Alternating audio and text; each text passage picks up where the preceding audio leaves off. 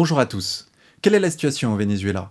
Si l'on en croit les médias, le Venezuela est aujourd'hui gouverné d'une main de fer par Nicolás Maduro, le successeur du défunt dictateur Hugo Chávez, et sa gestion du pays est tellement chaotique et corrompue que les Vénézuéliens se soulèvent en masse. Mais Maduro s'accroche au pouvoir, il réprime ses manifestations, faisant jusqu'à maintenant plus d'une centaine de morts, et bafoue les droits de l'opposition à l'Assemblée nationale. C'est l'interprétation que l'on nous donne de la récente constituante favorable à Maduro et qui n'a pas été reconnue par la communauté internationale.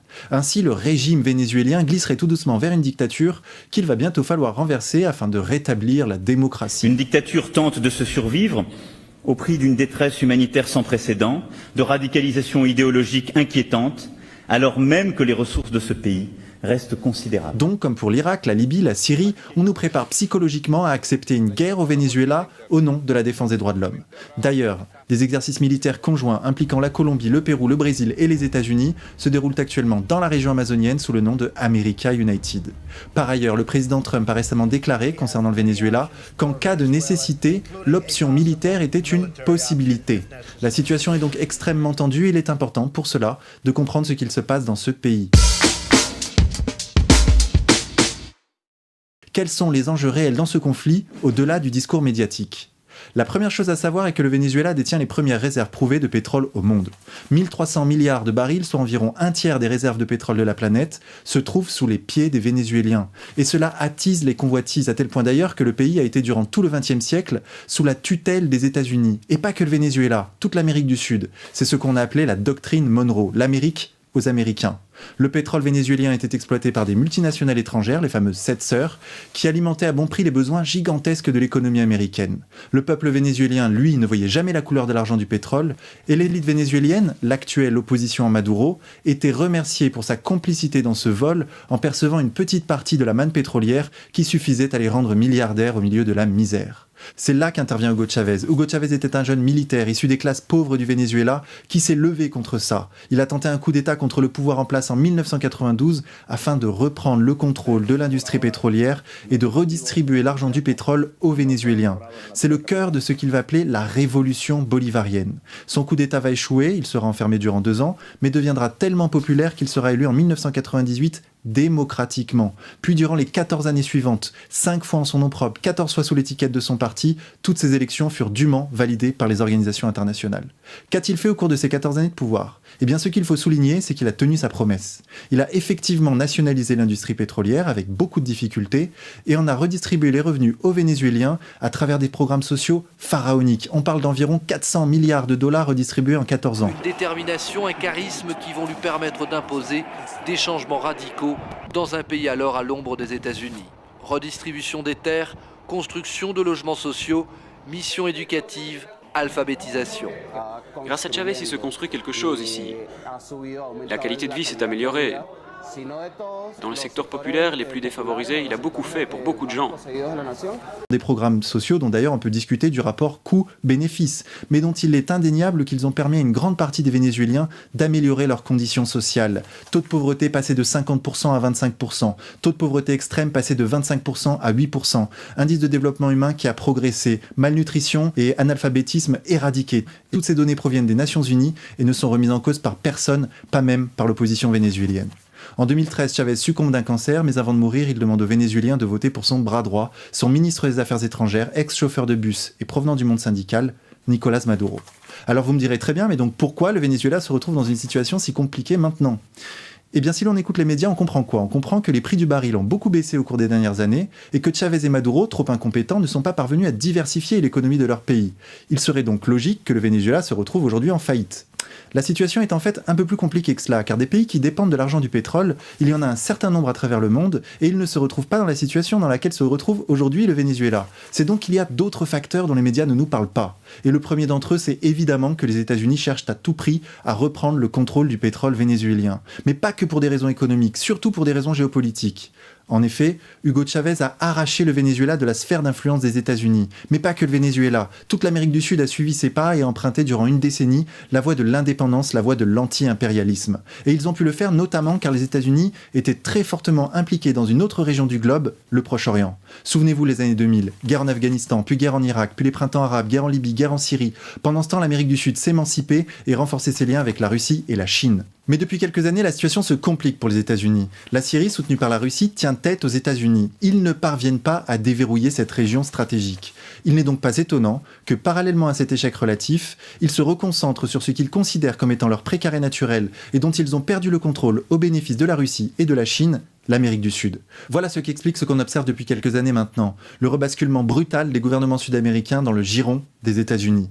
On l'a vu avec le gouvernement du Paraguay, du Chili, de l'Uruguay, de l'Argentine, du Brésil, du Pérou, sans parler de la mort de Chavez ou de Castro, qui ont participé à l'effritement de cette grande alliance anti-impérialiste qu'ils avaient construite main dans la main au cours des années 2000. Cette grande alliance est en train de se dissoudre, l'Amérique du Sud rentre de force dans le rang et le Venezuela se retrouve isolé, son gouvernement fragilisé. C'est le fruit d'une stratégie de containment de la part des États-Unis visant à affaiblir l'influence chinoise et russe dans la région. Et cette stratégie a un volet économique très important. Le Venezuela subit actuellement une pression économique colossale qui s'exerce de différentes façons. Par exemple, il est prouvé que les industriels nationaux et les importateurs hostiles au gouvernement vénézuélien pratiquent ce qu'on appelle l'agiotage, qui est un grand classique des révolutions et que l'on a d'ailleurs connu sous la Révolution française. De quoi s'agit-il ? Cela consiste en stocker des marchandises pour faire monter leur prix et les vendre au moment où leur prix est le plus élevé. Cela crée de l'inflation et des pénuries. C'est à ce sabotage économique auquel doit faire face chaque jour le gouvernement vénézuélien. Mais le problème majeur de l'économie vénézuélienne reste sa dépendance à l'égard des importations. En effet, le Venezuela ne sait pratiquement produire qu'une seule chose, c'est du pétrole. Il est donc dans l'obligation d'importer la quasi-totalité de ses biens de consommation, ce qui fragilise grandement son économie et l'expose aux attaques extérieures. Des pays comme le Venezuela ou le Nigeria avaient établi des budgets équilibrés en tenant compte d'un baril à $110. Pour eux, cette chute des prix du pétrole est une catastrophe. Le Venezuela en est réduit à demander de l'aide financière à ses grands frères des pays exportateurs de l'OPEP. La Russie, qui doit déjà faire face à tout un éventail de sanctions de la communauté internationale en raison des événements d'Ukraine, est extrêmement fragilisée. Mais il est absolument malhonnête d'imputer à Chavez et Maduro la responsabilité dans cette situation lorsque l'on sait qu'aucun gouvernement avant eux durant un siècle n'ont ne serait-ce que tenté de diversifier l'économie du Venezuela. C'est pour cela que Chavez et Maduro n'ont pas réussi le pari de la diversification industrielle et agricole. On ne modifie pas la structure économique séculaire d'une nation en un claquement de doigts, surtout lorsque l'on est constamment attaqué.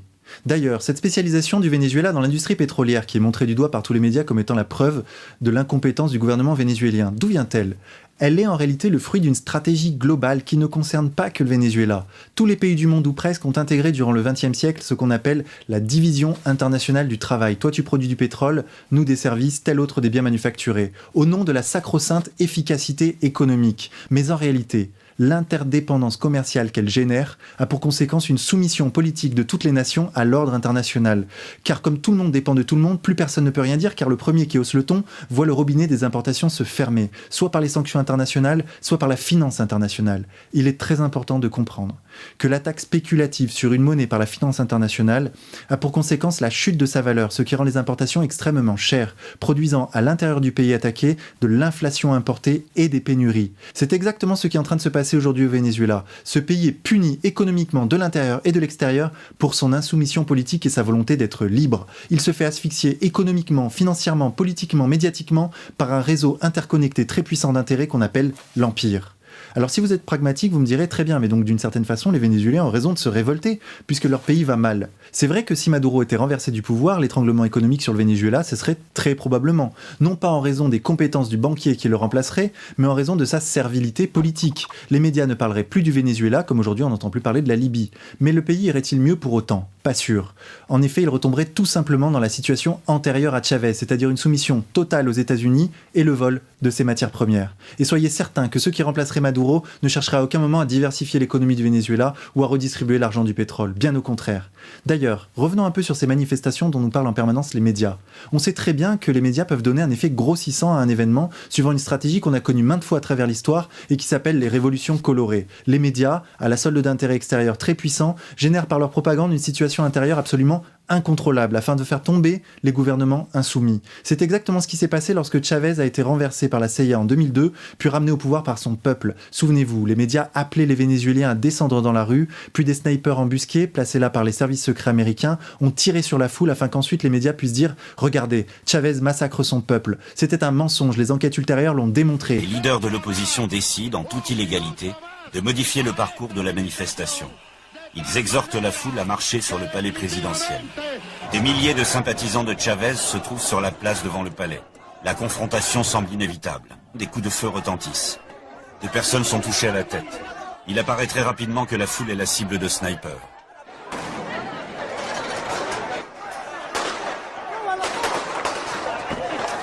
Certains partisans de Chavez tentent de riposter en tirant dans la direction des coups de feu.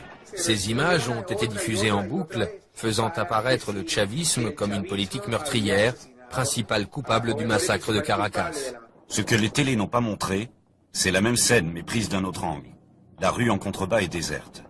La manifestation n'a jamais emprunté ce chemin. C'est aussi ce qui s'est passé lorsque Salvador Allende a été renversé au Chili en 1973, et ainsi de suite à travers l'histoire et à travers le monde. Bien évidemment, les révoltes, les manifestations violentes, les guerres civiles sont autant d'instruments utilisés par les puissances d'argent afin de soumettre les peuples et de faire plier les gouvernements non alignés. Pour conclure, il n'est pas question pour moi de dire ici que tout va bien au Venezuela, qu'il y fait bon vivre, ni même que le gouvernement n'y est absolument pour rien dans cette crise, non. Simplement, il est bon de rétablir une saine hiérarchie des responsabilités. Le premier responsable du chaos au Venezuela, ce n'est pas le gouvernement vénézuélien, c'est les États-Unis, et pour être plus précis, l'Empire, qui cherche à reprendre le contrôle politique de la région contre la Chine et la Russie, et le contrôle économique du pétrole vénézuélien. C'est pour cela que ce pays est en crise. Et l'on peut accuser ici les médias internationaux de pratiquer l'inversion accusatoire, en dénonçant un chaos dont ils sont en réalité en partie responsables par leur propagande.